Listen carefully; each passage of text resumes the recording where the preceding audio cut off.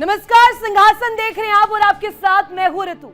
शुरुआत करते हैं बुलेटिन की और आज जो विशेष मुद्दा इस खास कार्यक्रम का है वो सबसे पहले आपके सामने रखती हूं। 2027 में होने वाले यूपी विधानसभा चुनाव को लेकर तमाम दलों ने अपनी अपनी तैयारियां तेज कर दी। एक तरफ सीएम योगी के नेतृत्व में बीजेपी सुशासन का और विकास की स्पष्ट सोच के साथ लगातार आगे बढ़ रही है।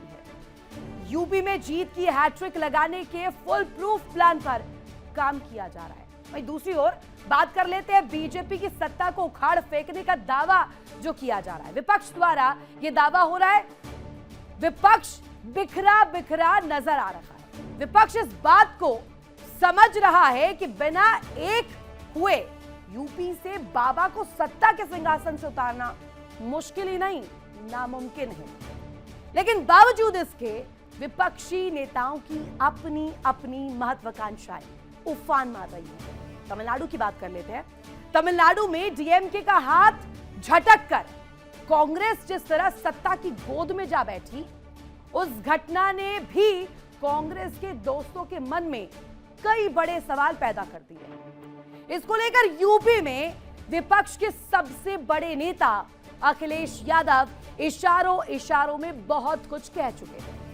अब अखिलेश ने यूपी में विपक्ष के बीच सीट बंटवारे को लेकर जो ताजा बयान दिया है, उस बयान ने कांग्रेस के लिए नई मुश्किलें पैदा कर दी। कहा क्या है अब वो जानिए। दरअसल इस बयान के जरिए अखिलेश ने कांग्रेस को यह समझाने की कोशिश की है, प्रयास किया है कि यूपी में अगर सीटें चाहिए तो कांग्रेस को उनके हिसाब से चलना होगा। इससे पहले राहुल का एकता संदेश जिसे लेकर मायावती के दरवाजे पर राहुल के दूत पहुंचे थे, उन दूतों को मायावती ने बिना मिले बेरंग होकर वापस लौटा दिया। मतलब यूपी में विपक्षी एकता का गियर फंस गया है। ऐसे में जीत की हैट्रिक की तैयारी में लगे हुए बाबा यानी कि सीएम योगी आदित्यनाथ की राह क्लियर नजर आ रही है। और इस बड़े दावे को जब हम कह रहे हैं तो पीडीए फैक्टर सबसे ऊपर हो जाता है। पीडीए फैक्टर के साथ यूपी विधानसभा चुनाव की तैयारी कर रहे अखिलेश यादव ने 2027 के लिए एक नारा दिया है। क्या है नारा? बात सीट की नहीं, बात है जीत की। ये नारा नया तो नहीं कहा जाएगा क्योंकि 2024 के आम चुनाव के बाद 9 विधानसभा सीटों पर उपचुनावों के दौरान भी यही सामने आया था। सीटों के बंटवारे पर पक्की जीत को तरजीह देते हुए अखिलेश यादव ने नारा तब भी समाजवादी पार्टी और कांग्रेस के गठबंधन की मजबूती बताने के लिए, जताने के लिए इस्तेमाल किया था। अब एक बार फिर से अखिलेश यादव ने यह नारा दोहरा दिया है। अखिलेश यादव का यह नारा कांग्रेस के लिए एक इशारा है। इशारों इशारों में खेल समझ जाइए। इस बात का इशारा कि भविष्य में सहयोगियों के साथ गठबंधन जारी रखना तो चाहते हैं, लेकिन यह गठबंधन अब सीटों की संख्या पर सौदेबाजी के बजाय पूरी तरीके से चुनावी सफलता पर केंद्रित होगा। अब जल्दी से कुछ डिटेल्स आपके सामने रख देती हूं। अखिलेश का कांग्रेस को कैसे आईना सामने आया। अखिलेश यादव ने यह नारा दिया है, बात सीट की नहीं है, बात है जीत की। और यही जो रुख रखा है, इसी ने सियासी गलियारों में बड़ी चर्चा, बड़ी बहस शुरू कर दी है। सभी 403 सीटों पर मजबूत समाजवादी पार्टी अखिलेश यादव की तरफ से स्पष्ट कहा गया है, जो भी साथ आएगा उसे सपा के संगठन को फायदा होगा। अब ये ले लीजिए नया फरमान, सभी 403 सीटों पर कार्यकर्ता और संगठन मुस्तैदी के साथ काम करेंगे। इसके बाद यूपी में विपक्षी एकता का केंद्र समाजवादी पार्टी खुद को बनाना चाहती है, सबको लीडर स्थापित करना चाहती है। अखिलेश के नारे से मेल नहीं खा रही है कांग्रेस की राय, यानी कि बबुआ और भैया की जोड़ी साथ नहीं चल पा रही है। कांग्रेस सांसद इमरान मसूद ने इसको लेकर बाकायदे ऑन रिकॉर्ड प्रतिक्रिया दी। क्या है वो प्रतिक्रिया? मैं तो कहूंगा सीट नहीं तो जीत भी नहीं। अब लीजिए, इसी को कहते हैं मनमुटाव। बंगाल के नतीजों से सबक लेते हुए बनाए रणनीति इमरान मसूद की तरफ से स्पष्ट रख दिया गया है। अखिलेश यादव ने जो ये नारा दिया, बात सीट की नहीं, बात है जीत की। इमरान मसूद ने भले ही सीधे तौर पर अखिलेश यादव का नाम न लिया हो, लेकिन उनका संकेत साफ था। यदि गठबंधन में सहयोगी दलों को पर्याप्त महत्व नहीं दिया गया तो नुकसान हो सकता है। और कांग्रेस नेताओं का मानना है कि पश्चिम बंगाल की तरह यूपी में भी यदि तालमेल फिट नहीं बैठा तो विपक्ष बड़ा गड़बड़ झाला झेल सकता है, बड़ा नुकसान हो सकता है। राजनीतिक विश्लेषक जो हैं, जो राजनीतिक गलियारों के पंडित हैं, उनके अनुसार यूपी हो, पश्चिम बंगाल हो, परिस्थितियां भले ही अलग हो, लेकिन गठबंधन की राजनीति की चुनौतियां, उनके चैलेंजेस दोनों राज्य में समान ही है। कांग्रेस के कई नेताओं का मानना है कि यूपी में गठबंधन को लेकर अंतिम फैसले समाजवादी पार्टी के पक्ष में झुक जाते हैं। राहुल गांधी इस मामले में नरम रुख अपनाते हैं। अखिलेश का यह नारा इसलिए भी बहुत इंपॉर्टेंट है क्योंकि कुछ दिन पहले ही राहुल का एकता संदेश लेकर कांग्रेस अनुसूचित जाति विभाग के राष्ट्रीय अध्यक्ष राजेंद्र पाल गौतम, विभाग के प्रदेश अध्यक्ष और सांसद तनुज पूनिया मायावती के दरवाजे पर पहुंचे थे। लेकिन हुआ क्या? उल्टे पांव लौटा दिया गया। मायावती ने उनसे मिलने तक की जहमत नहीं उठाई और बैरंग लौटा दिया। अब ये पूरी तरीके से दर दर की ठोकरें खाने जैसी स्थिति हो गई है। कैसे दर दर भटक रही है कांग्रेस और चाह रही है कि साथ मिल जाए, लेकिन साथ मिल नहीं पा रहा है। विपक्षी एकता की कोशिश को मायावती तगड़ा झटका देते हुए नजर आ रही है। राहुल गांधी का एकता संदेश मायावती को रास नहीं आया है। वो एकता के संदेश को फिट नहीं मान रही है। मायावती से मिलने गया था कांग्रेस का प्रतिनिधिमंडल, लेकिन वापस लौटा दिया गया। कांग्रेस नेताओं से मिलना तक उचित नहीं समझा मायावती ने। वो समझ ही नहीं रही है, वो सोच रही है गलत है। और जो एकता का संदेश, प्रेम प्यार की भाषा जो राहुल गांधी सिखा रहे हैं, वो सब कुछ कागजी है। रजिस्टर में अपना नाम लिखाकर वो कांग्रेस के नेता लौट गए। सिर्फ और सिर्फ इतना हुआ कि गए, रजिस्टर में एंट्री हुई और वापस उल्टे पांव लौटा दिया गया। तब भी कांग्रेस नेताओं से नहीं मिली मायावती, पहुंचे थे दरवाजे तक, दरवाजे से ही वापस लौटा दिया गया। मायावती कई बार अकेले लड़ने का बयान भी दे चुकी है। अब क्या मायावती को भी विपक्ष के साथ जाने में डर है और वो भी कतरा रही है जाने से? क्या वो भी चाहती हैं कि अभी इस मसले को जरा दूर रखा जाए? अब तालमेल नहीं करने का ऐलान कर चुकी है मायावती। इस ऐलान के बाद क्या नए समीकरण बनते हैं? जो पीडीए का बड़ा हवाला दिया जाता है, 2024 के लोकसभा चुनाव की बात करें तो समाजवादी पार्टी और कांग्रेस का गठबंधन काफी सफल था, बहुत सक्सेसफुल। पूरी तरीके से ग्राउंड पर इसको लेकर लहर नजर आई और समाजवादी पार्टी ने इसमें बहुत क्रेडिट खाया। समाजवादी पार्टी ने उत्तर प्रदेश में शानदार प्रदर्शन किया उनके हिसाब से। कांग्रेस ने भी अमेठी जैसी प्रतिष्ठित सीट पर वापसी की, लेकिन पिछले 2 विधानसभा चुनाव के नतीजे कुछ अलग ही तस्वीर पेश करते हैं। 2017 की बात करते हैं। विधानसभा चुनाव में यूपी को ये साथ पसंद है कि नारे और बड़े तामझाम के साथ कांग्रेस साथ ही समाजवादी पार्टी के बीच गठबंधन हुआ, अलायंस हुआ। जैसे कहा जाता है ना, एग्जाम देने से पहले ही सोच लिया हो क्या फॉर्मूला है, वैसा ही। लेकिन ये गठबंधन पूरी तरीके से फेल रहा। इस गठबंधन से दोनों को भारी नुकसान हुआ था। सपा सत्ता से बाहर हुई थी, वही कांग्रेस भी बस वजूद बचाती नजर आ रही थी। लेकिन यूपी विधानसभा चुनाव 2017 के जो नतीजे आए थे, बहुत ज्यादा दिलचस्प तस्वीर आई थी। क्या थी तस्वीर, वो आपको जल्दी से दिखाते हैं। यूपी विधानसभा चुनाव 2017 के नतीजे क्या थे? बीजेपी 312 सीट्स, नंबर देखिए आप, कितना बड़ा करिश्मा। समाजवादी पार्टी 47 पर सिमट गई। वहीं कांग्रेस महज 7 सीट ही, यानी कि वजूद ही बचा पाई है बस। बीएसपी देख लीजिए 19, कांग्रेस 7 और अदर्स के खेमे में 18 सीट, जिसमें निर्दलीय भी शामिल है। अब इन तमाम चीजों को अगर आप जोड़ेंगे तो बीजेपी का जो प्रदर्शन है 2017 के नतीजों में, वो कहीं ना कहीं स्पष्ट बताता है कि कुछ ना कुछ बहुत बड़ा झोल चल रहा था और बाबा की हुकूमत को पसंद कर रहे थे लोग। बात 2022 की करें, इस बार सीट बंटवारे को लेकर कांग्रेस और समाजवादी पार्टी के बीच बात नहीं बनी। कांग्रेस ने एकला चलो की राह पकड़ी। समाजवादी पार्टी ने राष्ट्रीय लोकदल और सुहेल देव भारतीय समाज पार्टी के साथ गठबंधन कर लिया और चुनाव भी लड़ा। इस बार भी बाजी बीजेपी के हाथ लगी। लेकिन एक बात यह हुई कि समाजवादी पार्टी की सीटों का आंकड़ा 2017 के मुकाबले काफी बढ़ गया और उसने अकेले दम पर 111 सीट पर जीत दर्ज करवाई, जबकि 2017 में उसे सिर्फ 47 सीट मिली थी। कांग्रेस 2017 वाला भी प्रदर्शन दोहरा नहीं पाई, 2 सीट पर सिमट कर रह गई, जबकि 2017 में कांग्रेस 7 सीट लाई थी। अब इनके साथ क्या खेला हुआ भैया। यूपी विधानसभा चुनाव 2022 के नतीजे भी अब जल्दी से आपको दिखा देते हैं, क्या नतीजे आए थे वो देखेंगे तो आप भी हैरान रहेंगे क्या खेला हुआ कांग्रेस के साथ। बीजेपी 255, समाजवादी पार्टी 111, थोड़ा तो अच्छा प्रदर्शन किया, लेकिन कांग्रेस डब्बा गोल हो गया, 7 से 2 सीट।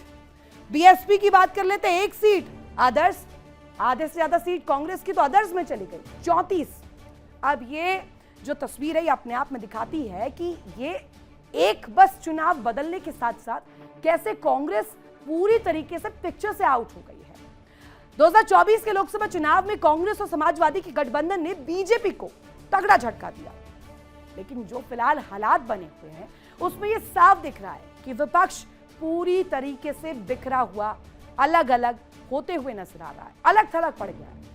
बंगाल में दमदार जीत के बाद बीजेपी के हौसले पूरी तरीके से बुलंद हैं। बंगाल के चुनाव प्रचार में जिस तरह सीएम योगी आदित्यनाथ बंगाल के लोगों ने हाथों हाथ उन्हें एक्सेप्ट किया जब वो प्रचार के दौरान पहुंचे, उसके बाद सीएम योगी की छवि और ज्यादा मजबूत हुई है। इसके अलावा यूपी में बीजेपी के सहयोगी दल सुहेल देव भारतीय समाज पार्टी, अपना दल, निषाद पार्टी और राष्ट्रीय लोकदल पूरी तरीके से एकजुट और साथ है। पिछले विधानसभा चुनाव की बात कर लेते हैं। सुहेल देव भारतीय समाज पार्टी और राष्ट्रीय लोकदल का गठबंधन समाजवादी पार्टी के साथ थे, लेकिन फिलहाल अब दोनों बीजेपी के साथ है। यानी समाजवादी पार्टी के पिछले 2 सहयोगी अब पाला बदल चुके हैं। इधर योगी सरकार ने पंचायत चुनाव में पिछड़े वर्ग को आरक्षण सुनिश्चित करने के लिए समर्पित पिछड़ा वर्ग आयोग का गठन भी कर दिया। इसे अखिलेश यादव की पीडीए की काट माना जा रहा है। 5 बनाम 95% की लड़ाई का दावा करने वाले अखिलेश आत्मविश्वास में दिख रहे हैं, कॉन्फिडेंट दिख रहे हैं बहुत ज्यादा, लेकिन उन्हें अपनी सीमाएं भी अच्छी तरीके से पता है। कांग्रेस के साथ गठबंधन की बात भी कह रहे हैं, लेकिन तमिलनाडु में डीएमके के साथ कांग्रेस के धोखे की बात भी यहां पर लोग कह रहे हैं। राहुल गांधी का एकता राग तो पहले ही फेल हो चुका है, ऐसे में यूपी के सियासी समीकरण में कैसी तस्वीर निकल कर आएगी, इसी पर आज बड़ी चर्चा, बड़ी बहस हम करने वाले हैं और जानेंगे कि क्या ये जो बयानबाजी है ये पूरा माहौल सेट कर रहे हैं और ज्यादा गर्म कर रहे हैं 2027 के चुनाव को लेकर। सबसे पहले तारुफ करवा दूं अपने मेहमानों का जो मेरे साथ इस वक्त कनेक्ट है। अश्विनी शाही, नेता बीजेपी के मेरे साथ जुड़े हुए हैं। चंद्रमोहन शर्मा, प्रवक्ता कांग्रेस के मेरे साथ कनेक्ट है। अशोक तिवारी, प्रवक्ता समाजवादी पार्टी से। सूर्य प्रकाश मैथिल मुझे स्टूडियो में ज्वाइन कर रहे हैं राजनीतिक विश्लेषक के तौर पर। संदीप मिश्रा, राजनीतिक विश्लेषक, मेरे साथ कनेक्ट है। सबसे पहला प्रश्न आज मेरा समाजवादी पार्टी के नेता से, प्रवक्ता से ही रहेगा। मुझे जरा बताइएगा अशोक जी, दर दर की कांग्रेस ठोकरें खा रहा है, ये सियासी गलियारों में चर्चा जरूर हो रही है कि मिल नहीं पा रहा है आपका साथ, इस दफा देंगे या नहीं देंगे, क्लियर कर दीजिए जरा तस्वीर, उसके बाद आगे की चर्चा कर ली जाएगी। देखिए मैम, आपका जो सवाल है हमारे इंडिया गठबंधन के लिए, हमारा इंडिया गठबंधन पूरी तरह से मजबूत है उत्तर प्रदेश में, इसमें कोई शक और शुबह की जरूरत नहीं है। हमारे राष्ट्रीय अध्यक्ष जी ने स्पष्ट रूप से ये बोल दिया है, कह दिया है, ट्वीट भी कर दिया है कि हम 403 सीटों पर पीटीए हमारा मजबूत है। सारी की सारी सीटों पर पीटीए मजबूती से भारतीय जनता पार्टी से 2-2 हाथ करने के लिए तैयार है।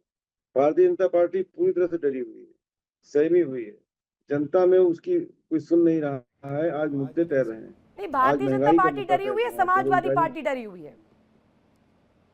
आज भाजपा डरी हुई है, 24 से ही डरी हुई है, बैक फुट पर है, जनता से कनेक्ट कट चुका है, महंगाई रुक रही है, बेरोजगारी थम नहीं रही है, आज पिछड़ों को हक नहीं दिया जा रहा है, दलितों को हक नहीं दिया जा रहा है, जो मुद्दा हमारा था 24 में, वो मुद्दा और बड़ा हो गया है। हाँ। आज सरकारी नौकरियां गायब कर दी गई हैं, प्राइवेटाइजेशन कर दिया गया है। अच्छा। दर दर की ठोकरें खा रहा है दलित वर्ग। शिक्षक भर्ती घोटाला किया गया 69,000, जो कि नहीं तो ये पिछड़ों पीडीए का खिसकने अन्याय की किया गया खींच तो है। नहीं है।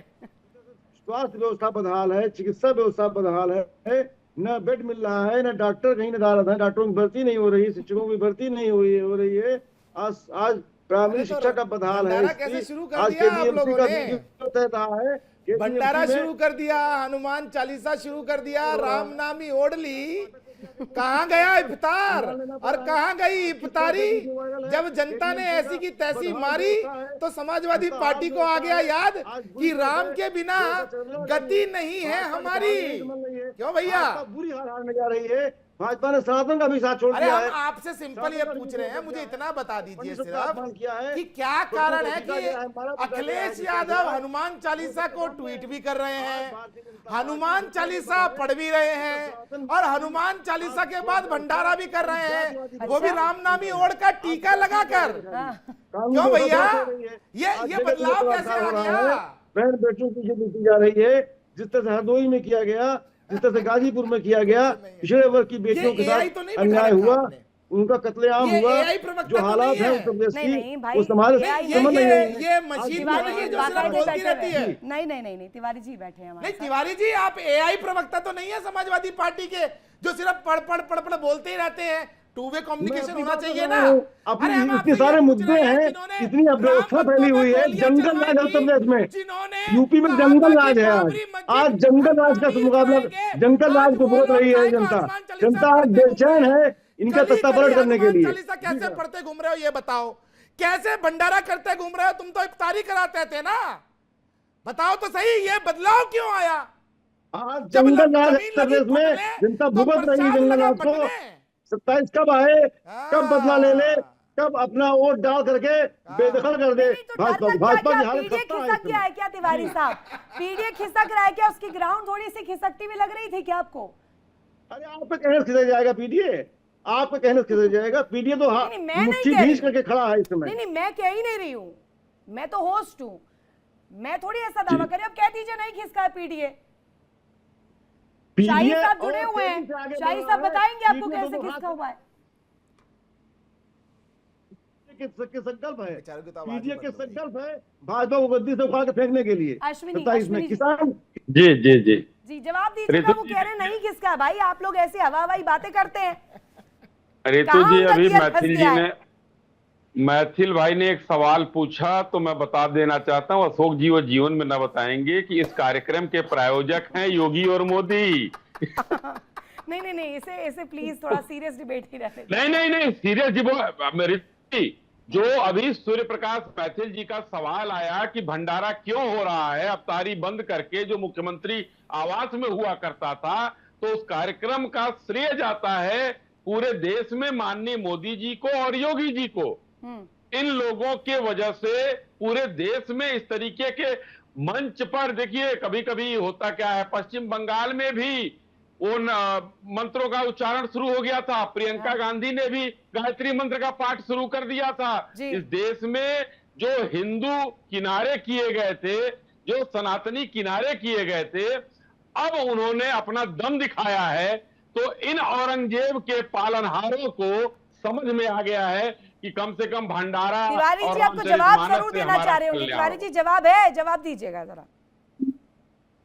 जी मैम। जी जवाब देखिए मैम, आज सनातन का जो व्यक्तित्व, निखरा हुआ व्यक्तित्व सनातन का, जो राष्ट्रीय अध्यक्ष जी का है, वो पच नहीं रहा है भाजपा को। भाजपा के पेट में मरोड़ हो रहा है आज। जो भाजपा के लोग या भाजपा के समर्थक ऐसी बात कह रहे हैं, सच्चाई मैम ये है कि राष्ट्रीय अध्यक्ष जी सदैव से सनातन का सम्मान करते रहे हैं। सनातनी व्यक्तिगत रूप गलत से बात है। वो आपने यहाँ पे मुझे शो के लिए बुलाया था, मुझे ये नहीं बताया था आपने कि कॉमेडियन बुला रखा है आपने। ये समाजवादी पार्टी से कॉमेडियन बुला रखा है, मुझे नहीं पता था। ये कॉमेडी जो खेल रहे हैं ना, ये गलत बात है। भैया सच बताओ ना, कैसे टोपी पहनते थे, कैसे नमाज पढ़ते थे, कैसे इफ्तारी कराते थे, काहे को आप सनातन के रंग में रंग रहे हो, काहे बीजेपी की कोशिश कर रहे हो? नहीं आएगा खेलना तुमको भाई। मैं नहीं बोलूंगा, तुम्हारी बस। रगों में मैं औरंगजेब का नहीं दे रहा है आदमी। ये व्यक्ति मुझे बोलने नहीं दे रहा है। ये औरंगजेब के चाटुकार हो, औरंगजेब की मजाक पे नाक रगड़ने वाले लोग हो तुम। हो रहा है, यहाँ बैठकर क्या शांत बात है, है? लेकिन इस व्यक्ति के पेट में नहीं हो रहा है। आज मैं बोल नहीं रहा लाल है। करने वाले ये आदमी कौन आदमी, किसको बढ़ा दिया आपने? बैठकर ज्ञान बांटने लगे कौन सा आदमी बढ़ा दिया आपने? ये बिल्कुल बौखलाए हुए हैं व्यक्ति है। अरे हमको बोलने दीजिए भाई, आप बोलते हैं मैं नहीं बोलता हूँ। तो लीडरशिप एक्सेप्ट कर लीजिए। राहुल गांधी की लीडरशिप एक्सेप्ट करेंगे यूपी में? सुनिए सुनिए तिवारी जी, सुनिए, राहुल गांधी की लीडरशिप एक्सेप्ट करेंगे? क्लैश नहीं होगा आपका? पूछ लीजिए, भाजपा के बहुत शाही जी बैठे हुए हैं, मैं किसी के बीच में नहीं बोलता हूँ। शाही जी गवाह है इस बात के, मैं किसी के बीच में नहीं बोलता हूँ। आदरणीय शाही जी का भी सम्मान करता हूँ, सभी का सम्मान करता हूँ, लेकिन ये नाजायज तरीके से मेरे बीच में बोल रहा है। आप रोक नहीं रही इसको। अरे तो तर्क रख रहे हैं, आप भी रख दीजिए, आप भी टोक दीजिए, आप भी टोक दीजिए। बाद में आइएगा, आप डिस्कशन में आए ना, जिनको कुंभ के अंदर केवल और केवल गंदगी दिखाई देती थी, आज वो भंडारा कैसे कराने लग गए? पहला उत्तर दीजिएगा इसके ऊपर। दूसरा, आज तक कभी रामनवमी की पूजा की, कभी माता के नवरात्रे रखे, कभी आपने दीपावली का पूजन किया, कभी रामनवमी के अंदर भंडारा किया, कभी हनुमान जन्मोत्सव में भंडारा किया? आज जब बंगाल का आदेश आ गया किसको तेल लगा रहा है, किसको मक्खन लगा रहा है? आज किस लिए बैठा हुआ है चैनल पर? किसी को मक्खन लगाने में बैठा हुआ है क्या? लगी है, तमीज से तो बात भागने लगे हिंदुत्व की तरफ।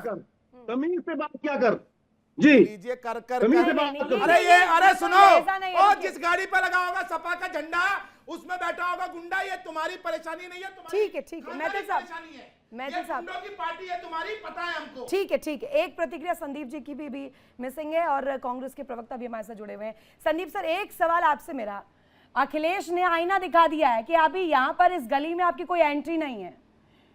राहुल गांधी जो कि पहले भैया बबुआ न जाने कौन कौन से नारे दावे चला करते थे, साथ साथ चलने का दावा किया करते थे, अब ऐसा लग रहा है लीडरशिप क्लैश हो गया है थोड़ा सा और विपक्ष का गियर फंस गया है, इसलिए इंडिया अलग थलग हो गया है। देखिए, राहुल जी से अखिलेश जी हिसाब से चल रहे हैं, पैटर्न तो उन्होंने सही लिया है, लेकिन उन्हें लालच है और जल्दी है।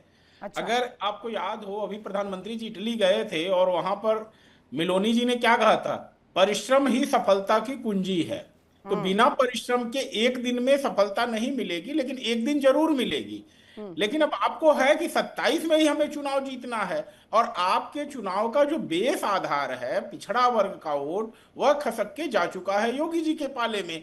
तो जब तक पिछड़ा जिसकी बात आप कर रहे हैं वह तो आपके साथ है ही नहीं, और आप चाह रहे हैं सेधमारी करना कि जो हमारा इस बार पूरी तरीके से टाटा बाय बाय तो नहीं हो जाएगा, पूरी तरीके से टाटा बाय बाय तो नहीं हो जाएगा कांग्रेस का? पहले 7 फिर 2 सीट्स में गिरावट वेंटिलेटर पर है रितु जी, कांग्रेस वेंटिलेटर पे है, बहुजन पार्टी वेंटिलेटर पर है, और दोनों वेंटिलेटर पे हैं। तो ऐसे में अगर दोनों साथ आते तो जरूर कुछ जान आती पार्टी में, दोनों को एक फायदा होता। प्रवक्ता का भी बनता है इस पर।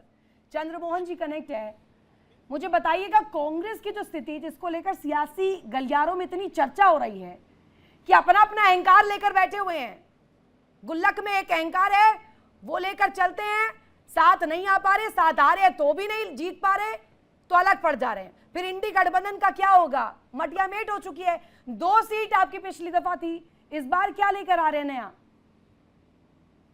रितु जी, मैं अभी जब बोलना शुरू करूं तो मैं उम्मीद करता हूं कि मैंने बड़े आराम से सुना है, क्योंकि बैंड बजने वाला है तो कुछ जो बैंड वाले हैं नाचेंगे तो नाचे ना, सुन लें। ठीक है बोलिए। क्योंकि देखो, अभी आपकी डिबेट में 20 मिनट तक डिबेट हुई, 20 मिनट में आपने कम से कम, मैंने नोट करा, 15 बार राहुल गांधी जी का नाम लिया और 18 बार आपने कांग्रेस का नाम लिया, भाजपा की, और जो भाजपा के नेता अपने नीचे राजनीतिक विशेषज्ञ लगते हैं उन्होंने कांग्रेस नहीं कंटेस्ट कर रही है इलेक्शन, किसका नाम अभी तो कैसी बातें कर रहे हैं आप मत बोलिए ना, आप मत, फिर वही बात, आप अभी मेरे को अपना वक्तव्य रखने दीजिए।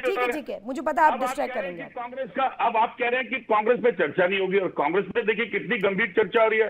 एक नेशनल चैनल की एंकर, एक नेशनल चैनल, एक पार्टी का प्रवक्ता, एक नेता जो अपने नीचे राजनीतिक विशेषज्ञ लिखता है, वो कांग्रेस की बात कर रहा है और इंडिया गठबंधन की बात कर रहा है, तो चर्चा तो है ही है।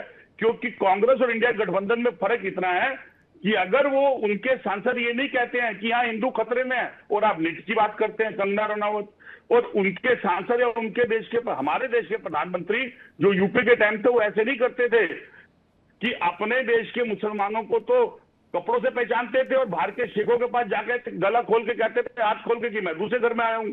अरे और मालिक, जो मैंने भी बहुत सिंपल जोर सवाल से पूछा था, आप कहाँ इतना बखान करने चले। मैं बता रही हूँ, अभी आपने राहुल इतनी गांधी 20 मिनट की कांग्रेस डिबेट जा रही है समाजवादी पार्टी के साथ या नहीं जा रही है? एक लाइन में सवाल का जवाब दीजिए ना। कांग्रेस जा रही है समाजवादी पार्टी के साथ कंटेस्ट करने, हाँ या ना? रीतू जी, आपने तब नहीं बोला, तब मुझे पूछना चाहिए था ना आपको कि आपको इस विषय में कहना चाहिए, तो हमारे बोलने आपको क्यों दर्द हो रहा है? अरे अभी तो मैंने आप कंटेस्ट कर रहे हैं, कांग्रेस कंटेस्ट कर रही है समाजवादी पार्टी के साथ।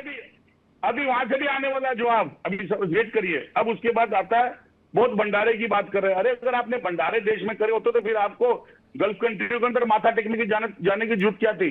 और अगर भंडारे आपने देश में करे होते कुंभ के नाम पे, तो आदि शंकराचार्य और छोटे छोटे भटकों की शिलाएं सुखाएं खींचकर आपको हिंदुत्व का अपमान करने की जरूरत क्या पड़ती? नहीं पड़ती ना आपको जरूरत। क्योंकि अगर कुमार अगर आपको इलेक्शन लड़वा देते हैं तो उससे अहंकार मत करिए। और अगर आपके डबल बार की सरकार यूपी में है तो महिला की सुरक्षा में आपने क्या किया? बेरोजगारी आपने क्या किया? देश के अंदर उत्पीड़न जो उत्तर प्रदेश में बढ़ रहा है उस पर आपने क्या किया? जो आए दिन बिजली गुल हो रही है उस पर आपने क्या किया? गन्ना किसान के बारे में आपने क्या किया? मुद्दे तो इतने हैं कि अगर आप लिखने जाओगे तो फिर नाचने लग जाएंगे, लेकिन इनका मुद्दा ही सिर्फ हिंदुत्व मुसलमान पे आता है घूम फिर के। और रही बात इंडिया गठबंधन की, आप अपने आप को सीनियर लीडर बताते हैं, सीनियर पार्टी के लीडर बताते हैं, और आप कह रहे हैं नाचते हैं, न जाने कौन कौन से शब्दों का प्रयोग जो मैं चाहती भी नहीं हूँ दोहराना। आप प्लीज प्लीज प्लीज जरूरी हो जाता है। 20 मिनट की डिबेट के अंदर अगर आपको राहुल गांधी और कांग्रेस में चर्चा कर रहे हो तो फिर ऐसों को जवाब देना जरूरी हो जाता है, चाहे हम गिनती में कम होंगे, जवाब देने में हम मजबूत हैं। मैटर साहब जवाब दीजिए। धन्यवाद। देखिए, अभी ना तो मैं अब अपने इस स्लॉट में हिंदू मुसलमान करूंगा, लेकिन कुछ प्रश्न मैं जरा यहां पर पूछ रहा हूं ये राहुल गांधी जी की पार्टी के जो सीनियर नेता है उनसे। आप बड़ी महिला महिला महिला सम्मान की बात कर रहे हैं, जरा मुझे बताइए, जब खाचियावास जी ने राजस्थान विधानसभा में खड़े होकर कहा था कि हिंदू राजस्थान जो है वो मर्दों का प्रदेश है, यहां तो बलात्कार होते ही रहेंगे, तब एनसीआरबी के आंकड़ों में राजस्थान बलात्कार में नंबर 1 था, तब आप मूंछ ऊंची कर रहे थे विधानसभा में। उसके बाद आप ही के एक मंत्री, मुझे याद नहीं क्या नाम है उनका, ऐसे घटिया लोगों का मैं नाम याद भी नहीं रखना चाहता, जो विधानसभा में कह रहे थे कि अगर रेप से बच ना सको तो रेप को एंजॉय करो, और पूरी की पूरी विधानसभा दांत फाड़ के हंसने लग गई थी। ये आपकी मानसिकता है, ये घटिया मानसिकता आप लोगों की है, और यहां बैठकर महिला सम्मान की बात कर रहे हो, शर्म आनी चाहिए पहले। दूसरी चीज, आपकी भाषा को सुनकर मुझे कोई भी हैरानी नहीं हुई। कारण क्या है कि अपने से 20 साल 22 साल बड़े व्यक्ति के संग जब तू तड़ाक आपके युवराज करते हो, आपकी युवरानी करती हो, तो आपको तो वही सीखेंगे जो आपके बड़े करेंगे।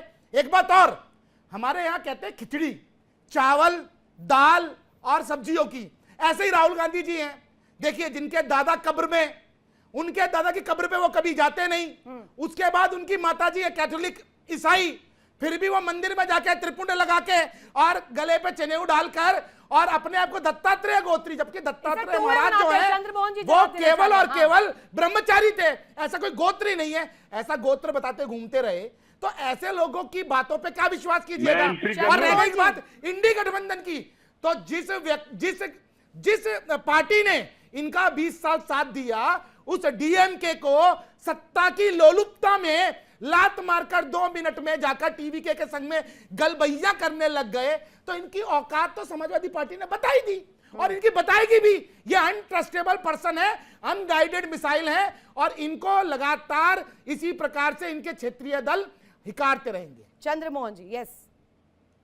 रितु जी, पहले तो मैं खैर आपके संज्ञान में एक बात दे दूं, आपने मुझे तो बोलने तो रोक दिया था। अभी आपके बीच में ये दत्तात्रेय वाला आया, आपके बीच में कब्र वाली आई, दादा वाली बात आई, आपने बड़े सम्मान से सुना, क्योंकि आपकी मजबूरी से हमारी कब्र में नहीं है क्या? नहीं बोला क्या प्रधानमंत्री को? कब्र वाला बयान नहीं आया क्या? मल्लिकार्जुन खड़गे की तरफ से, सोनिया गांधी की तरफ से, राहुल गांधी की तरफ से, और गिनवाऊं मैं, नहीं आया बयान? अरे आप भी लिखवा लो, आप नीचे भी लिखवा लो, रितु सिंह भाजपा प्रवक्ता लिखवा लो। अरे महाराज जी, ये ना ये बहुत पुराना हो चुका है, प्लीज। आदत पड़ चुकी है, आदत पड़ चुकी है चंद्रमोहन जी, आदत पड़ चुकी है मुझे। आप मुझे प्लीज जवाब दीजिए। इधर गोलमोल डुलमुल रवैया आपका नहीं, आपका हाथ साफ करते रह जाएंगे, हाथ मलते रह जाएंगे यूपी में, ऐसे ही करेंगे तो। जवाब वैसे लिया करो जैसे दूसरों को बोलने देते हो। तो बीच में आप हमें आईना मत दिखाया करो। आईना दिखाना तो दूसरे को भी दिखाया करो। जवाब दीजिए, जवाब। अरे बायोलॉजिकल जिसका नेता हो और बायोलॉजिकल बात करता हो और उसके बाद उसको किसी का गोत्र ना पता हो तो हमारा कसूर नहीं है।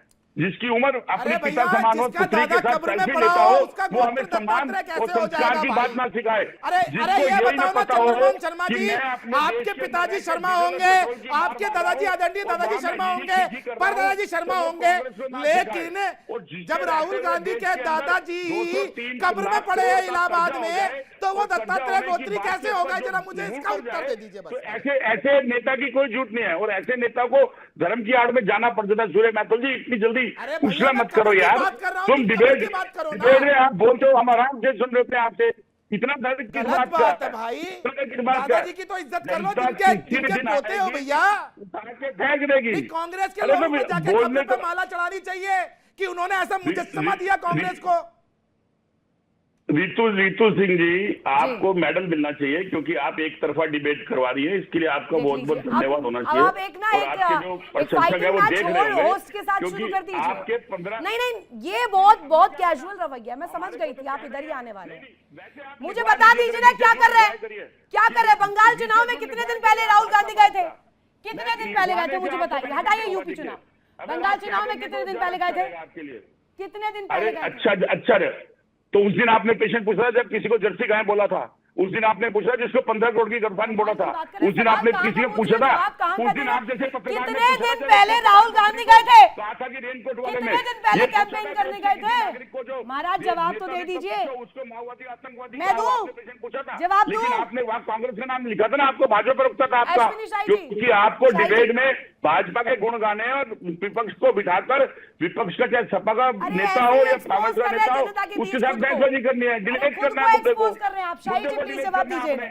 इनका तो काम ही आकर तो मैं भी बोल लूं, मीडिया के लिए इस तरीके के शब्दों का इस्तेमाल करना। जी देखिए चंद्रमोहन भाई इतना विचलित क्यों हो रहे हैं भाई? आपके बीच में कोई नहीं बोल रहा, आप कह रहे हैं थोड़ा धैर्य से आप भी सुन लीजिए, हम लोग भी बोल रहे हैं। आप जैसे चैनल के ऊपर आपको झूठ है हमारी, मत बुलाओ कहने के लिए बुलाओ आपको। अगर आपको पक्षों की बात ही नहीं लेनी और एक तरफा गिरना है, चलिए बोलिए। शाही जी जरा वेट कीजिएगा, इन्हें कुछ तर्क देने हैं। जी तर्क दीजिए। चलिए चंद्रमोहन जी।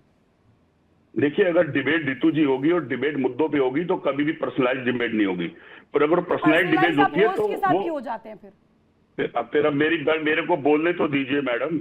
या आपने बिल्कुल मन में क्या मन नहीं? आपकी उम्र मेरी उम्र आपकी उम्र से ज्यादा है और आप जैसी लड़की है मेरी। चलिए अब मुद्दे पर आइए, मुद्दे पर आइए। मुझे मुद्दे पर आइए, मत सिखाइए। मुद्दे पर आइए। बेसिक अगर मुद्दों के ऊपर बात होगी और मुद्दे पे चर्चा होगी तो फिर कभी भी डिबेट डिलीट नहीं होगी और कोई पर्सनलाइज नहीं होगी। आज मुद्दा विपक्ष का है कि अगर विपक्ष अपनी बात को कह रहा है और उस बात के ऊपर जिसपे आपने डिबेट का आर्टिकल रखा कि सपा ने कांग्रेस को आईना दिखाया है, या आप ये कह रहे हो कि वो साइकिल की सवारी पे नहीं लेके जाना चाह रहे, विपक्ष ने अपना प्रमाण दिया कि 403 सीटों के ऊपर मजबूती के साथ लड़ेंगे और इंडिया गठबंधन के साथ लड़ेंगे। उसमें कम बढ़ती ज्यादा जो होगा वो डिसाइड किया जाएगा।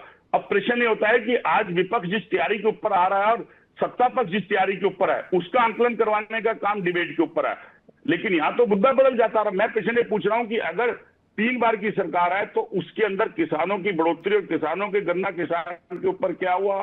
जो शिक्षा के ऊपर अध्यापकों को जो निष्कासित कर गया था और उनकी बहाली होनी थी उन पे क्या हुआ? उत्तर प्रदेश कुपोषण में सबसे ऊपर नंबर 1 क्यों चला गया? उत्तर प्रदेश में बलात्कार और रेप के अंदर सबसे ऊपर क्यों चला गया जब योगी जी वहां पर बैठे हुए हैं? और आज सुचारू रूप से गर्मी के प्रकाश के ऊपर बिजली की आपूर्ति क्यों नहीं हो पा रही और पानी की आपूर्ति क्यों नहीं हो रही? जवाब दे। जवाब लीजिए आप। अब आपने बोल लिया, आप जवाब लीजिए। अपने अल्प अनुभव से मैं आपको बता दूं, जवाब लीजिए आप। चंद्रमोहन भाई, आप पश्चिम के रहने वाले हैं। भोजपुरी में कहावत है कि हंसुआ के ब्याह में खुरपा की गीत। तो आप आज जो है रितु जी ने रखा था कांग्रेस और सपा के उस पर ये चर्चा, तो आप इसको घुमा के ले आ रहे हैं किसानों का क्या किया, उनका अरे ये पूछिए कि हम लोगों ने आप लोगों का क्या किया, जनता ने हमको आशीर्वाद दिया, कांग्रेस का क्या किया, सपा का क्या किया। आप लोग जो नूरा कुश्ती लड़ रहे हैं, इस पर एक दिन ऋतु जी और डिबेट रख लेंगी, हम और आंकड़े के साथ बैठ जाएंगे, सारा हम आपको बता देंगे कितना गन्ना किसानों का भुगतान किया, कितनी बिजली की आपूर्ति हमारी तब थी और आज कितनी हमारी जो है डिमांड है, कितनी सप्लाई है, सब हम कर लेंगे। लेकिन 2018 से ये दिख रहा है कि अखिलेश जी ने मध्य प्रदेश में कहा कि कांग्रेस से हम कुछ नहीं कहेंगे, तो कांग्रेस में किसी ने कह दिया कि चिरकुट है, कौन है ये अखिलेश यादव, सब बड़ा ड्रामा शुरू हुआ था मध्य प्रदेश से। लेकिन फिर आप लोग एक साथ हो गए, उसके बाद उत्तर प्रदेश आए, उत्तर प्रदेश में आपका कोई अस्तित्व नहीं था, इसका लाभ उठाया सपा के राष्ट्रीय अध्यक्ष जी ने।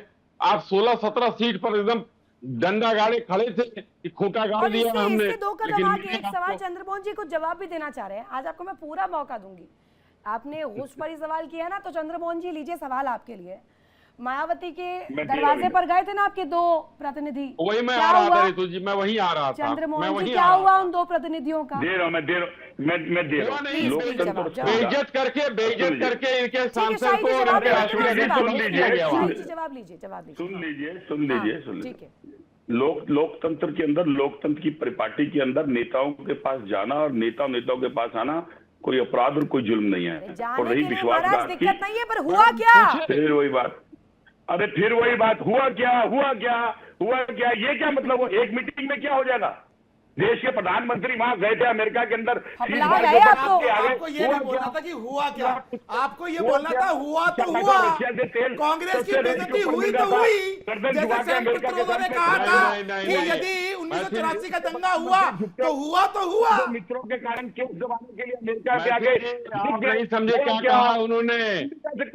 चंद्रमोहन जी, अभी आपने जो प्रश्न पूछा था, फिर आपने वो प्रश्न खराब करवा दिया। आप प्रश्न पूछिए, अपने प्रश्न को घुमा देती है। आपने प्रश्न पूछा था तो उसका जवाब ले लेती, लेकिन आपको हुआ क्या करना है? छोड़ के बसपा के पास जा रहे हैं लोग, 10 बार जाएंगे। चंद्रमोहन भाई ने कह दिया एक बार जाने से कुछ थोड़ा ही होता है, यानी कि सपा को छोड़कर बसपा की तरफ बढ़ रहे हैं। रुकिए ना चंद्रमोहन जी से जवाब लेना है, मुझे जवाब चाहिए। आज मायावती के दरवाजे पर गए आपके दो रिप्रेजेंटेटिव, दो प्रतिनिधि, क्या हुआ? कुछ मिला, कुछ हासिल हुआ? साथ दे रही है मायावती जी इस बार आपको? मायावती जी के दर पे जाना है, मायावती से मिलना लोकतंत्र की जरूरत है। और अगर उनका जवाब आज नहीं आया, कल आएगा। वो साथ आए या ना आए वो अलग बात है। और रही बात गठबंधन की और विश्वासघात की, इंडिया गठबंधन में सपा और कांग्रेस का कोई विश्वासघात नहीं है। जो 31 साल की पार्टियों को अपने साथ से छोड़ दे वो भारतीय जनता पार्टी है। आप कह रहे हैं कांग्रेस को समाजवादी पार्टी ने मुंह नहीं लगाया, मायावती के दर पर गए, वहां नहीं मिला कुछ, और अब यहाँ पर बहकी बातें कर रहे हैं, साथ आएंगी तो आएंगी, नहीं आएंगी तो नहीं आएंगी। लोकतंत्र का आईना दिखा रहे, चेक तो कर लेते हैं, कुछ तकलीफ उधर भी हो सकती थी। संदीप मिश्रा जी, ठीक है, अब फीडर डाउन कीजिए। संदीप मिश्रा जी, मुझे बताइएगा, कांग्रेस पहले 7 सीट लाती है, साल आपको पता है और चुनाव के नतीजे आपको पता है, उसके बाद 2 सीट, 7 से 2, 7:2, और अब यहां पर 2027 का चुनाव माथे पर है। और कांग्रेस की रूपरेखा देखिए, पहले समाजवादी पार्टी और अब मायावती दर की ठोकरें खा रहे, कहीं कोई साथ नहीं दे रहा है, क्योंकि तमिलनाडु में जो हुआ उसके बाद तो और ज्यादा ट्रस्ट इश्यूज आ गए। रितु जी, कांग्रेस के प्रवक्ताओं पर मुझे दया आती है। क्यों? क्योंकि कांग्रेस पार्टी अपने प्रवक्ताओं की छोड़िए, अपने बड़े बड़े नेताओं की नहीं सुनती, और पिछले 5 वर्ष में 1 दर्जन से बड़े बड़े नेता छोड़ करके चले गए जो उनकी रीढ़ की हड्डी हुआ करते थे। पंजाब के ले लीजिए, कश्मीर के ले लीजिए, मैं किसी का नाम नहीं लेना चाह रहा हूं, लेकिन ये सारे लोग इनकी रीढ़ की हड्डी हुआ करते थे। और जब प्रवक्ता उनकी नहीं सुनी तो हमारे प्रवक्ता चंद्रमोहन शर्मा जी तो बहुत छोटी चीज हैं। तो जब कांग्रेस इन लोगों की नहीं सुन रही तो आपको लगता है वो बहुजन समाज पार्टी की सुनेगी? और जब तक बहुजन समाज पार्टी की सुनेगी नहीं, बहुजन समाज पार्टी उनके साथ आएगी कैसे? जब तक दोनों साथ नहीं आएंगे। हम लोगों ने तो एक बड़ी ईमानदार बात की, रितु जी आपने भी ईमानदारी से बात रखी, चंद्रमोहन जी को बुरी लग गई। हम लोगों ने कहा दोनों दल साथ आ रहे हैं, क्या इस पे कुछ बोलेंगे? ये प्रश्न है, नाराज हो गए। इसके बाद मैंने कुछ कहा ही नहीं। अपने आप ही नहीं, चुप गई बात। हम सभी लोग चाहते हैं कि विपक्ष एक मजबूत शक्ति के साथ भारत में रहे, लोकतंत्र इसी से सुरक्षित होगा। लेकिन अगर आप चुनाव की तारीख तक यह डिसाइड नहीं कर पाएंगे कि गठबंधन करना है कि नहीं करना है, कार्यकर्ताओं को ये संदेश नहीं नहीं संदीप दे मिश्रा जी, पाएंगे। एक बात आपने जब अब यहाँ पे जिक्र कर दिया है तो मैं यहाँ पर एक और फैक्टर जरा गिनवा देना चाहती हूँ। पीडीए, MY फैक्टर, इन पर बड़ी बात होती है ना। बीते दिनों ही बरेलवी का बयान सामने आया। बरेलवी जी ने क्या कहा? ऑल्टरनेटिव खंगालिए, ऑल्टरनेटिव ढूंढिए। मैथिल साहब, आपने भी इस बयान को सुना होगा और अभी समाजवादी पार्टी की तरफ से भी प्रवक्ता है, मैं चाहूंगी तिवारी जी इस पर जरा जवाब दीजिए। बरेलवी साहब, जो कि अगर आप माने ना माने, मुझे तो ऐसा लगता है कि एक रिप्रेजेंटेशन होता है उसमें सबसे ऊपर आते हैं। बरेलवी साहब ये कह रहे हैं कि समाजवादी पार्टी ने मुसलमानों को ठगा है। तिवारी जी, देखिए मैम, पहले मैं रिक्वेस्ट करूंगा, मैं आपके चैनल पे डिबेट में आया हूँ जी, तो ससम्मान आप डिबेट करवाएंगी, आप अनुशासन यहाँ पर रखेंगी। अगर अनुशासन नहीं रख पाएंगी आप तो मैं आगे से डिबेट में नहीं आऊंगा। मेरा कहना यह है कि आपके राजनीतिक विश्लेषक या तो हमें जानते नहीं है या तो उनको स्वभाव ठीक नहीं है, बीच में हमारे नहीं बोलेंगे। अरे टीचर मत उत्तर बनो, दीजिए, जवाब दो। उत्तर दीजिए ना। टीचर मत बनो यहाँ मेरा, आप जवाब दो। आज और मेरे विषय में भाजपा व्यक्तिगत के टिप्पणी प्रवक्ता- करने की जगह अपनी भाजपा के जेब में ठाको। अरे भाई, अब मुद्दों की देखिए बात आप ये करो। स्ट्रेसफुल है, मुद्दों की आप बात व्यवस्था करो। नहीं दे पा रही हैं। मुद्दों की आप बात करो। मैंने व्यवस्था नहीं मुद्दों दे की पा बात रही की थी मैम। कि समाजवादी आप पार्टी जो चैनल राम पर भक्तों की डिबेट हत्यारी नहीं करा पा है, रही हैं। वो रामलला कमी है विराजमान के आपकी। मंदिर में आप नहीं उनको गई ज्यादा छूट दे मत्था रही हैं। टेकने के लिए। और तो और मुसलमानों के साथ भी नहीं है। बिल्कुल, और आप ही मैडम, भंडारे ज्यादा कर रहे छूट दे रही हो हैं। और आप मुझ पे व्यक्तिगत टिप्पणी कर रहे मैडम, हो। आप ज्यादा छूट दे रही हैं इस व्यक्ति को, इस व्यक्ति को गुंडई करने के लिए आप छूट दे रही हैं सर। तिवारी जी, जवाब आप नहीं दे रहे हैं, उसके बाद बिफर आप रहे हैं। भाजपा के प्रवक्ता आदरणीय शाही क्या जी करूं, अच्छे एक फुल प्रवक्ता फ्लैश हैं। शो आपके लिए लॉन्च तमाम करूं? डिबेट में मैं साथ में रहा हूँ, शाही जी के साथ तमाम डिबेट में आप रहा हूँ, अकेले करवाइए अच्छी ना डिबेट करते हैं, मुझे अच्छा लगता है। लेकिन ऐसे अरे मुझे लाल गुंडों का, लाल टोपी वाले गुंडों का सर्टिफिकेट नहीं चाहिए मेरे भाई। लाल टोपी वाले गुंडों का सर्टिफिकेट नहीं चाहिए मुझे, तो आप आपका मुद्दों चैनल की कमजोर बात साबित करो हो मेरे जाएगा। भाई। आप इन्हें छूट मत दीजिए, ये मेरे बीच में न बोले बस। नहीं, अपनी जवाब बारी नहीं बोले। आएगा, बाकी सब कुछ आएगा। जवाब तो दे अच्छा दीजिए। चलिए, एक प्रश्न है तिवारी जी, मथुरा की जन्मभूमि बारी के लिए बोलिए क्या आप। स्टैंड है आपसे मेरा आपका? कोई चलिए, व्यक्तिगत आपने नहीं। आज भंडारा किया, अच्छी आपसे बात मेरा है, कोई देर आए व्यक्तिगत दुरुस्त नहीं आए। है। मथुरा की जन्मभूमि के लिए क्या स्टैंड है आपका, यही बता दीजिए। काशी की ज्ञानवापी मंदिर के लिए क्या स्टैंड है आपका, इसका कोई यही आंसर उत्तर नहीं दे दीजिए। और जवाब चलिए भी नहीं है, समाजवादी बताइए। पार्टी के पास नहीं है जवाब, और मेरे पास वक्त की जरा कमी है। सभी मेहमान जो जुड़े उन सभी का शुक्रिया करना चाहूंगी, लेकिन मसला यही है कि विपक्ष खंड खंड हो रहा है और इंडी भी इसी तरीके से दर दर की ठोकरें खा रहा है, बिलखता जा रहा है, बिखरता जा रहा है, और इसे ही संवारने की जरूरत है। आप सभी जुड़े, इसके लिए शुक्रिया। इंडिया डेली पर वक्त एक बहुत छोटे से ब्रेक का, ब्रेक के उस पार भी खबरें लगातार जारी है। देखते रहिए इंडिया डेली। इंडिया डेली अब आपके स्मार्ट टीवी पर मौजूद है। देखिए इंडिया डेली 24/7 अब आपकी स्मार्ट टीवी पर। इंडिया डेली मौजूद है सभी डिजिटल प्लेटफॉर्म पर लाइव और लगातार। इंडिया डेली 24/7 हर दिन राष्ट्र को समर्पित।